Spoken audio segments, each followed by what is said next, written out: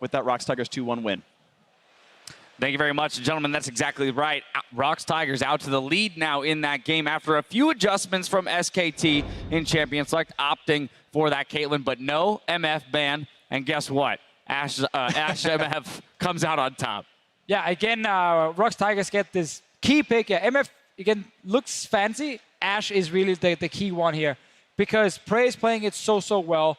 This game here, SKT, QSSs came in very late, so he just kept firing arrows left and right. Faker didn't even get one. He also got caught later on. So this Ashe pick in itself is just winning laning phase and creating picks for ROX Tigers all over the map. Remember in game number 1, Prey was against the Ashe, and he got a very early QSS. He 12 knows, minutes. exactly, he knows the strength. And it's all about the draft because you talked about adjustments, Dash. They got 4 out of the 5 same champions, and okay, the utility from Karma is different to what Victor brings, but it's still going to be Hexcore, Rylai's. The utility's catch, not so much shields for the team, and it's ultra comfort for Kuro. He can just push the lane, and everything else was the same, and it basically went the same exact way for the ROX Tigers. Yeah, this draft from SKT is perfectly fine if they can avoid losing bottom lane. Because Faker's on Orianna, he's winning his lane. The problem is he can't really move too far from this lane too often and actually impact the other lanes. When the bot lane's losing, it goes wrong. You just said this draft is fine if they don't lose bottom lane. Yes. But Ashe MF just straight won by him. Of course, Peanut did show up and had that solid gank, but what do you mean it was fine if they don't lose bottom lane? Why don't you call down your jungler against this MF who's going to die to a flash root from a Zyra as an example? Why don't you flash the first Ashe arrow instead of standing there, taking it in your face, very difficult, and then flash after? Like, there are ways for SKT to play around it. I do agree Ashe MF is a big issue and needs to be fixed for next game, but SKT's draft can win the game. The important thing is how they're playing around this bottom lane, right? They're drafting for it, and Peanut keeps coming down there, or, they have again with the double teleports, but they're bringing extra pressure to the pressure they already have because of the champion. And SKT's adaptation this game, because we said, pretty much gave the same comp over to ROX, is ganking Smeb, taking down the Rumble, but they were still winning the bot lane. By the time Smeb actually escaped lane, it still helped the situation. They got a kill on Bang, but it wasn't necessary because everyone else was playing out of their mind. And the ganking Smeb, it's a Rumble. He'll build his items and he'll be fine. And now let's just take a look at this utility that Prey provides with the Ashe. I mean, arrow after arrow hitting. I mean, only a few missed here and there. Starting off right here, this is that double kill in the very beginning of the game.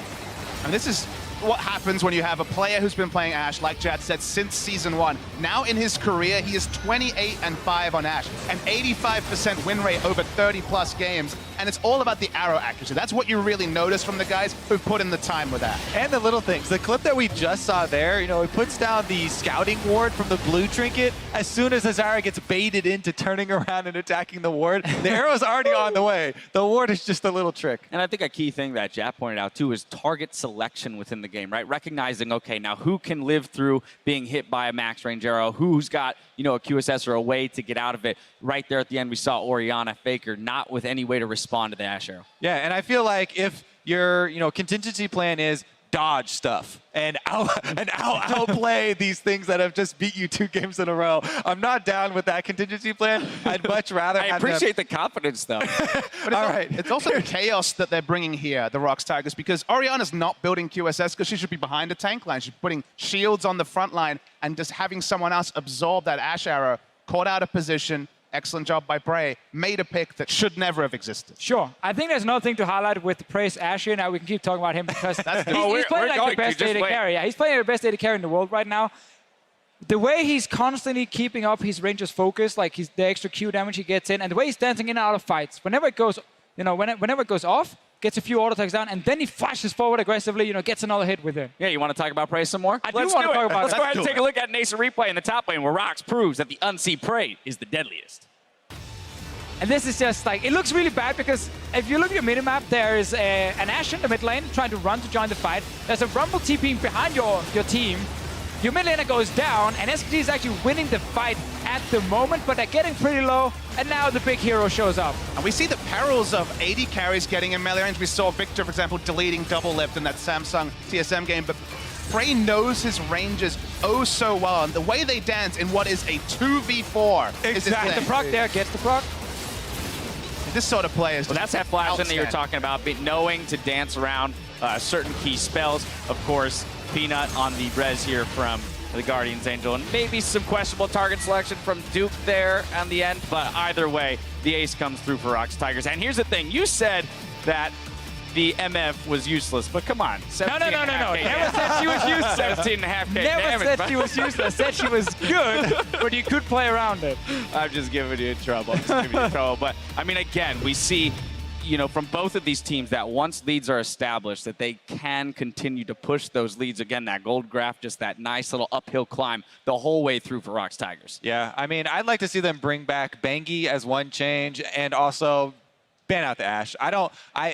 Yes, there are things, you know, you can try and play around it, buy earlier QSSs, but I'd rather just see them ban it out. I actually think what could happen next game here, there are two bans SKT probably want to keep, which is Aurelion Sol and Jace. Jace from Smep, obviously, up in the top lane. Yeah. That means you can only ban either one of MF and Ashe. So I actually think what could happen, because SKT's blue side, they ban the MF and just first pick Ashe for Bang. He played it game one, remove that away from Prey, remove the MF so you can play Zyra or Karma or Nami down that bottom lane as well. All right, well, we're going to have some time to discuss Game 4 on the flip side of a commercial break. Match point is just around the corner here at Madison Square Garden. Don't go anywhere. Game 4 starts in just a bit.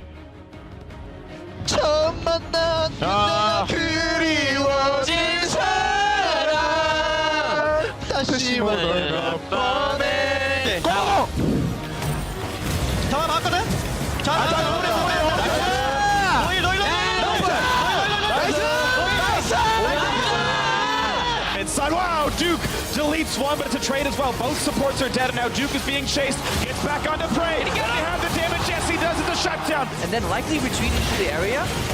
Equalizes on the big one. This was going to Faker as well, and he's just gone. Gorilla gets the credit, of course, why not? How much more can they get? The stun's coming in, and it's Duke with the big play, but the turnaround from Prey, turning it back in, the chase, the resonating strike, and it's 2-1 ROX Tigers. They are one game away from breaking the curse.